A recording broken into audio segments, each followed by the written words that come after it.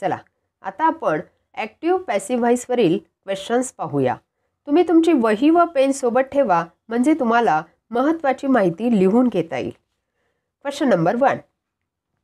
Choose the correct alternative to change the voice of the following sentence.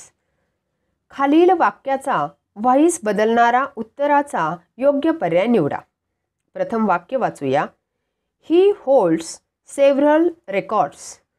प्रथम दिलेल्या वाक्यातील कर्ता, क्रियापद व कर्म ओळखा.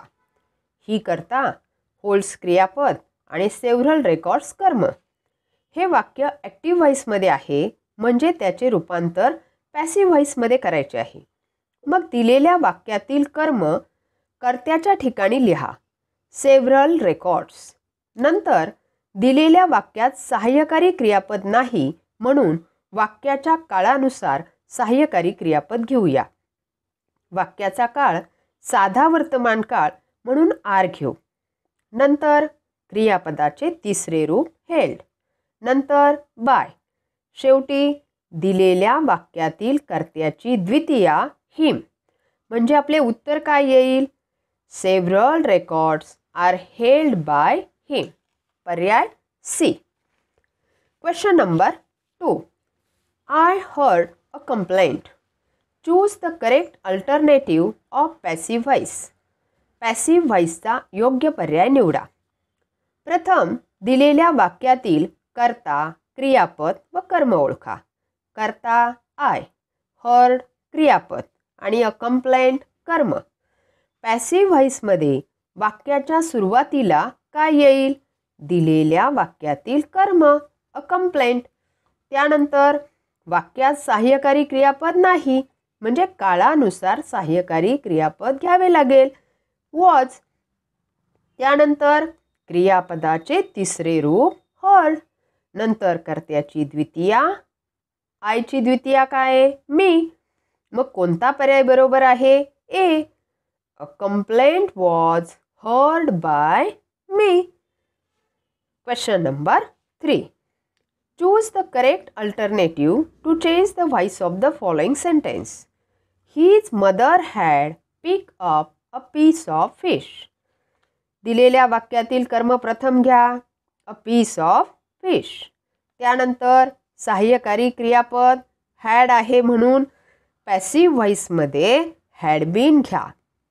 नंतर क्रियापदाचे तिसरे रूप पिकअप. नंतर बाय. नंतर हिज मदर. मग उत्तराचा बरोबर पर्याय कोणता? D. A piece of fish had been pick up by his mother. Question number 4. Let us globalize compassion. Change the voice and choose the correct alternative. हे वाक्य आज्ञार्थी असून वाक्याची सुरुवात लेट्सने झालेली आहे. त्यामुळे पॅसिव्ह व्हॉइसमध्ये प्रथम लेट घ्या, नंतर कर्म कंपॅशन, त्यानंतर बी, नंतर क्रियापदाचे तिसरे रूप ग्लोबलाइज, नंतर बाय आणि अस.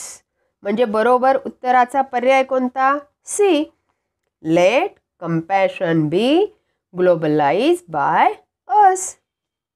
Question number 5. Choose the correct alternative to change the voice of the following sentence. A beggar change my life. आता तुम्हाला उत्तर अगदी सहजपणे सांगता येईल. प्रथम माय लाईफ. वाक्याच्या काळाप्रमाणे सहाय्यकारी क्रियापद वॉज, मूळ क्रियापदाचे तिसरे रूप चेंज, नंतर बाय, नंतर कर्त्याची द्वितीया अ बेगर. बरोबर उत्तराचा पर्याय A. My life was change by a beggar. समजलं? चला पुढील प्रश्न पाहूया. Question number 6. A rainbow colours the entire sky. Change the voice and choose the correct alternative. चला प्रथम काय घेणार? दिलेल्या वाक्यातील कर्म, द एंटायर स्काय. नंतर वाक्याचा काळ वर्तमान काळ आहे म्हणून सहाय्यकारी क्रियापद इज. नंतर कलर या मूळ क्रियापदाचे तिसरे रूप कलर्ड. नंतर बाय, नंतर अ रेनबो. मग बरोबर उत्तराचा पर्याय कोणता? A. The entire sky is colored by a rainbow. Question number 7. Choose the correct alternative to change the voice of the following sentence. He planted many trees. कोणता पर्याय बरोबर येईल? C. Many trees were planted by him. Question number 8. She gave up her teaching career. या वाक्यातील कर्ता क्रियापद कर्म ओळखा. C कर्ता, गेव क्रियापद, हर टीचिंग करियर कर्म. सुरुवातीला काय घेणार? हर टीचिंग करियर. वाक्याचा काळ साधा भूतकाळ म्हणून सहाय्यकारी क्रियापद वॉज. नंतर मूळ क्रियापदाचे तिसरे रूप गिव्हन. नंतर बाय. नंतर कर्त्याची द्वितीया हर. मग बरोबर उत्तराचा पर्याय कोणता? C. Her teaching career was given up by her. Question number 9. We saw an army of ants. आता तुम्हाला उत्तर अगदी सहजपणे सांगता येईल. कोणता पर्याय बरोबर आहे? D. An army of ants was seen by us. चला शेवटचा प्रश्न पाहूया. The holidays provided an opportunity. उत्तराचा पर्याय कोणता? बी. An opportunity was provided by the holidays. या सर्व प्रश्नांमधून तुम्ही काय लक्षात ठेवायचे? तर ॲक्टिव्ह व्हॉइसचे रूपांतर पॅसिव्ह व्हॉइसमध्ये करताना प्रथम दिलेल्या वाक्यातील कर्ता क्रियापद व कर्म ओळखा.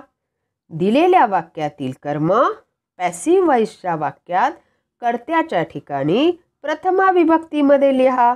दिलेल्या वाक्यात सहाय्यकारी क्रियापद नसेल तर वाक्याच्या काळानुसार सहाय्यकारी क्रियापद घ्या.